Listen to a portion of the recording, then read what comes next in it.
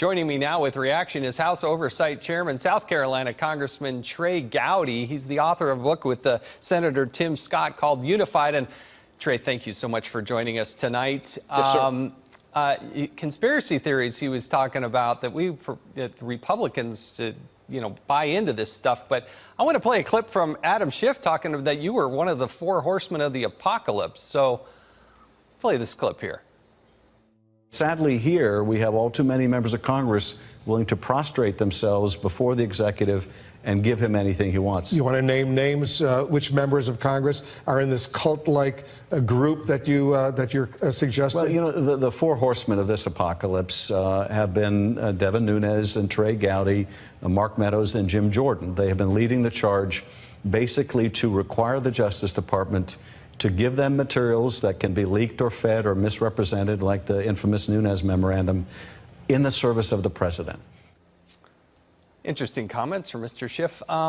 Mr. Gowdy, how many times have you met and interacted with Donald Trump?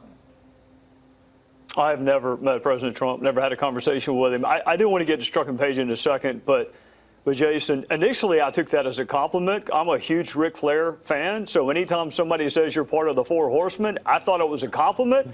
It was my wife who later said, I think he's talking about those four guys from the book of Revelation, so that's not a compliment.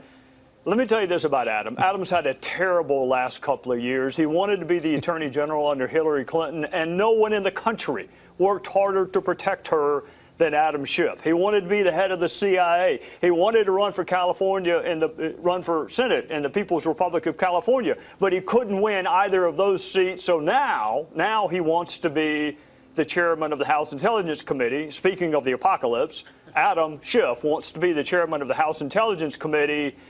If you ever have, I don't know, a couple of free months with nothing else to do, I want you to go back, Jason, and think of all the things you would not know if you had taken Adam Schf's advice. You wouldn't know the spontaneous reaction to a video was a hoax in Libya. You would never have read the first Chris Stevens email. You wouldn't know that Hillary Clinton had this unique email arrangement with herself because Adam Schf did everything in his power to keep you from finding out. You wouldn't know about the dossier. You wouldn't know who funded it. You wouldn't know it was used in a court proceeding. You wouldn't know about Struck and Page. In fact, you wouldn't even be having a show tonight.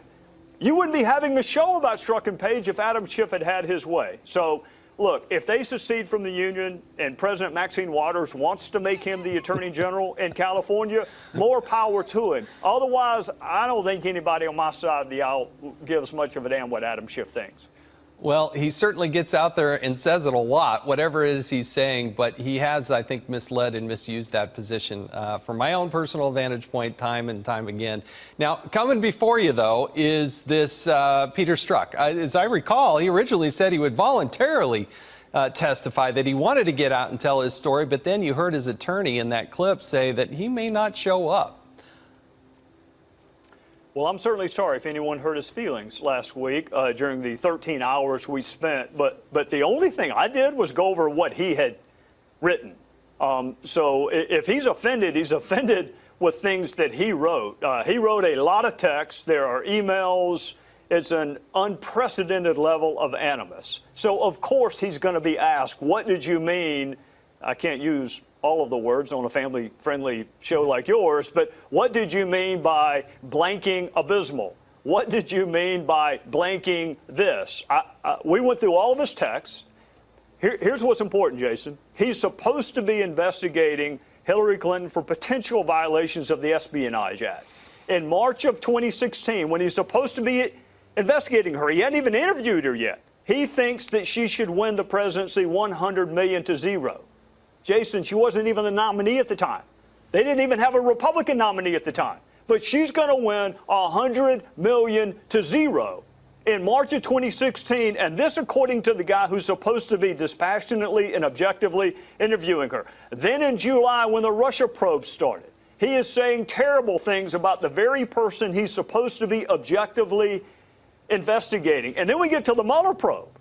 He's been on all three. Hillary Clinton, Russia probe, Mueller probe, until they found this text. He's talking about impeachment even before the House Democrats and MSNBC were talking about impeachment. He hadn't been on the case 3 days before he's already talking about impeaching the president. So, of course, we're going to have a lot of questions for him, and some of them might actually be uncomfortable. But he's going to come before a public hearing, whether his lawyer thinks he is or not. He's coming. I'm sure he would rather go in front of Adam Schf. That's what I read. He'd rather go in front of Adam Schf. They got a lot in common. They both wanted Hillary Clinton to be president. I get why he wants to go there. But he's going to come before our two committees, whether he wants to or not. Well, you know, look, Peter Strzok did not have an insignificant job. As I like to say, he didn't work for the Fish and Wildlife Department. He was the #2 person in counterintelligence for the United States Federal Bureau of Investigation. They have tens of thousands of people to choose from.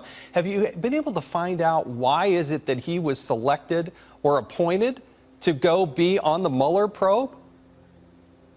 Well, you got to go all the way back to Clinton. He was on the Clinton probe. And then in July, not only was he on the Russia probe pre-Mueller, he was the lead agent on the Russia probe pre-Mueller. So in July of 2016, we just gotten through Jim Comey with that unprecedented press conference. And 3 weeks later, he's working on Donald Trump's campaign and the Russia probe.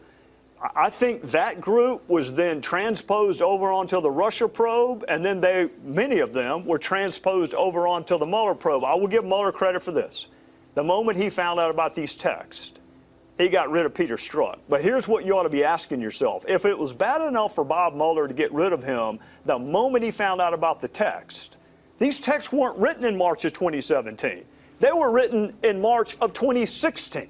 So he never should have been on any of these three probes. If the animus was enough to kick him off when you found it, the animus should have been enough to kick him off when he said it, which was early in 2016. Completely the wrong person. The FBI's reputation, look, there are lots and lots of fantastic FBI agents, 99.9% of them.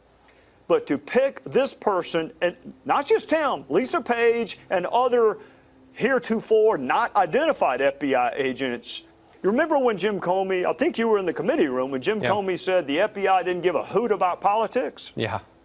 Go read these texts. They gave a lot more than a hoot about who was going to be the Democrat nominee and whether Donald Trump would win. Well, real quickly, because I only got a few seconds, Lisa Page was on the other end of those texts. What's going to happen with her? She's coming too. I mean, I heard your guests that were on before me, Jason. I just disagree with them. I think anytime you have a chance to spend 12 hours with a witness, you ought to spend it. I get 5 minutes with Peter Strzok in a public hearing.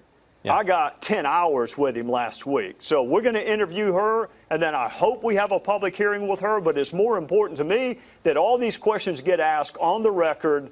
Talk about, I mean, if you want a serious investigation, pick the 10 hours over the 5 minutes is what I would tell my fellow citizens. Yes, and they need to get the documents from the Department of Justice. Trey Gowdy, thank you so much for joining us tonight. And I want to get to you, particularly as it relates to Peter Strzok. You have done, I can tell you, as the former chairman of the Oversight Committee, nobody was rooting more for Judicial Watch than me, because you were amazing in being able to extract documents out of the Department of Justice, and they're still stonewalling. But as we go into this Peter Strzok hearing, what is it that you would like to see, and what documents do you still need to see at Judicial Watch? Well, it's hard to question someone when you don't have all the documents, and Congress still doesn't have all the text messages, all the emails. Yeah. The government told us they want to take up to 2 years to turn over the communications between Page and Strzok. In fact, they just gave us a batch of emails, and as best as I can tell, you know, those are the first publicly available emails we have between Page and Strzok. They don't talk about Russiagate yet. But at least the process has begun, which is better than what Congress is facing with the Justice Department, where they haven't committed to providing any information. And Mr. Strzok himself hasn't committed necessarily to testifying on the Hill on Tuesday. His lawyer is, arguing about whether he's going to testify or not. So, Congress has got to decide to fish or cut bait on this and to continually threaten the administration or members of the administration with impeachment and contempt and not follow through doesn't seem to be getting them anywhere, and they need to escalate it either by bringing the president in directly or coming up with other ways to force justice's hand in producing these records that Congress has a right to see under the Constitution and the law. The Justice Department is thumbing its nose at Congress, it's thumbing its nose at the presidency, and there's a real crisis here. And the document fight is just one symptom of it. And it's all designed to protect this terrible corruption that took place during the Obama administration and has continued into the Trump administration through the compromised Mueller investigation. Yeah, you know, people talk about the deep state, but I can tell you, when I went there, I didn't know much about it, but now I found that it's very real. In fact, I'm writing a book about it. It's coming out in September. But David, I want to go back to you. What is it that Congress could and should do in order to extract those documents? And what would you ask Peter Strzok when he appears, as he's supposed to, under subpoena on Tuesday? Well, there's a whole set of questions, of course, that have to be asked. I think it's playing out like a circus now with his lawyer. His lawyer first was boasting that Strzok, of course, wants to testify publicly. He's been a victim. He wants to clear his name. He's going to have to eat those emails. Now, they allowed him to appear behind closed doors, which I thought was a mistake. There's no reason to license him to do that. They have the upper hand. And now the lawyer is saying, well, it's a setup. What did they think? They weren't going to ask him about the emails? We need to know about that meeting in McCabe's office that Strzok says happened with Strzok, McCabe, Page, with the agenda of Stop Trump. But I just want to back up 1 second. What Tom Fitton and Judicial Watch is doing is tremendously important, and it's a great service to the country. Those documents thereafter, including Andrew Weissman's emails, now that we saw the emails from Strzok, let's see what the people who we know they have an agenda on the Mueller team, let's see what their email said. He's after those emails. We're after the FISA applications. Documents are power. This is a vitally important source. Need transparency. The American people should all demand them, and Congress is doing a great service to the greatest degree that they demand these documents and answers from Peter Strzok. But don't stop with Peter Strzok. The risk is here making Peter Strzok the bad guy so that he's just a bad apple. It's a culture that he represents. Because remember, no one told him to stop doing this at the Justice Department, what he was doing. It's a culture. Yeah, good point. Kayleigh, the president took the spotlight of the country to Great Falls, Montana. He's now traveling back across the country where he will announce the Supreme Court pick at 9 o'clock on Monday night. Then you have the Peter Strzok hearing that's happening on Tuesday. And we see people climbing the Statue of Liberty and talking about the resistance movement. You've been watching this up close and personal. Contrast what's happening with the Republicans and the message and what Donald Trump is doing versus the flailing that we see from the Democrats. Yeah, it's quite a contrast. You know, over at the Republican Party, we celebrate these achievements that are happening every day. And, you know, let's put this into context, the Supreme Court nomination. You know, put aside the economy that's roaring, hitting historic heights, put aside the historic North Korean summit, put aside all of the great things this president has done. This nomination alone will make this presidency one of the most consequential in modern history, changing the balance on the Supreme Court. We are celebrating over at the Republican Party because it's that phrase that I love so much that Reagan used. It's morning in America again. And while we're celebrating this positive achievement record that's happening daily, Democrats are going farther and farther left. I mean, it's incredible, the state of the Democratic Party, when you're embracing socialism, when DNC Chair Tom Perez said Ocasio-Cortez and socialism are the new face of our party. That is a striking moment that our Democratic counterparts not only are calling for basically violent harassment, but now embracing socialism, which has failed across the world. Tom, do you ever get any support there at Judicial Watch from members of the Democratic Party? I mean, you would think the Democratic Party of the old was the one that wanted openness and transparency, but do they ever come to help you and support Judicial Watch's call for document transparency? You know, there are some Democrats, and you know this from the Hill, that do like FOIA. They like the Freedom of Information Act. They especially like it now that President Trump is in office, and they're using it to investigate his administration.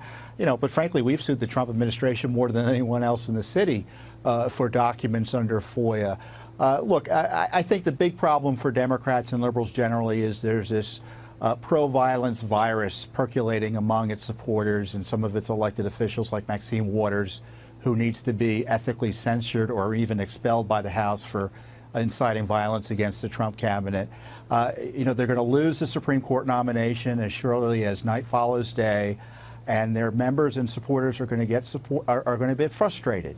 And it's up to the leadership of the Democratic Party and liberal leaders to say, we don't want violence. We don't want you attacking law enforcement. We don't want you breaking the law, and we don't want you attacking government officials who are serving in the Trump administration. And if you're an elected official who does it, we're going to drum you out not only the House, but potentially the Senate if you do these things. David, I want to ask you. That's the problem they're facing politically. David, I want to ask you real quickly, you have just a moment. But Maxine Waters and what she said away from the Capitol, where she is protected by advice and the speech and debate clause, have you seen her step over the line? Has she done anything that's illegal? I don't know about illegal. She stepped over the line as a matter of judgment, and she's doing a great disservice. I know she's very passionate about what she's saying. There's absolutely no place in the public discourse for threats and that kind of conduct from a public official. There's no place for it. Well, I agree with you. Life is tough enough. I can tell you the members of Congress on both sides of the aisle, it's tough to be away from your family, and it's tough to take the public criticism. They're there. They signed up for it. They got to be tough. But to have another member inciting that just steps over the line. I thank you very much, the three of you.